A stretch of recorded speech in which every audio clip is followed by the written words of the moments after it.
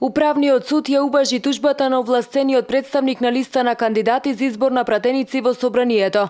Според одлуката, гласање на гласачкото место број 2011, општина Теарце за избор на единица број 6, се поништува и по денешната одлука на Државната изборна комисија ки има повторно гласање.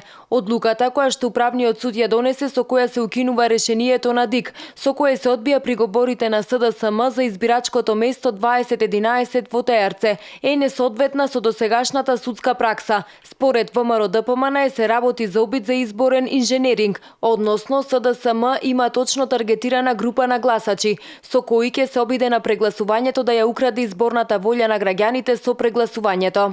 Во однос на одлуката на Управниот суд, кој се однесува на уважување на тужбата на СДСМ за прегласување на гласачкото место 2011 во Теарце, го истакнуваме следното. СДСМ и нивните налогодавачи срамно продолжуваат со обидот за кражба на кристално чистата победа на ВМРО ДПМН на последните избори. Судиите од Управниот суд, кои гласаа за уважување на тужбата на СДСМ, донесоа противправна одлука водена од политички мотиви.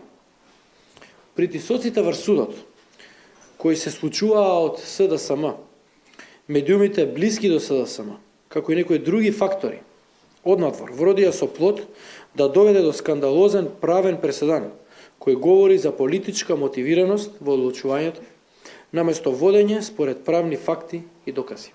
СДСМ во пишаната реакција на изјавата на Никола Тодоров од ВМРО ДПМН наведува дека на изборите на 11 декември граѓаните изгласаа промени, гласаа за добар живот, повисоки плати, силни домашни фирми, парите да се вратат кај граѓаните, институциите да работат во служба на граѓаните и за правда на сите. Според аналитичарите, вистината за тоа што се случило во Теарце на избирачкото место 2011 ја кажаа членовите на избирачкиот одбор на избирачкото место, при што целата македонска јавност имаше можност да ја проследи јавната седница на Државната изборна комисија, на која беа повикани и сите членови на избирачкиот одбор. Сите до еден објаснија дека на избирачкото место немало проблеми, ниту пропусти, додека за спорното ливче со коченот објаснија дека било грешка. И жителите на Теарце согласни дека гласањето на 11 декември поминало во најдобар ред. Не се согласувам, али ако треба да се поништи, нека се поништи. А дали ќе излезете на гласање? Би излегла поново да гласам, пошто гласањето беше се у најдобар ред, без никаков проблем. И нема што друго да кажем, се беше совршено добро. Не знам зашто ова избори ве ги направи да се прегласува поново. И поново би излегла да гласам. Не се согласувам, пошто не е тоа за еден глас или два, тоа за мене не е.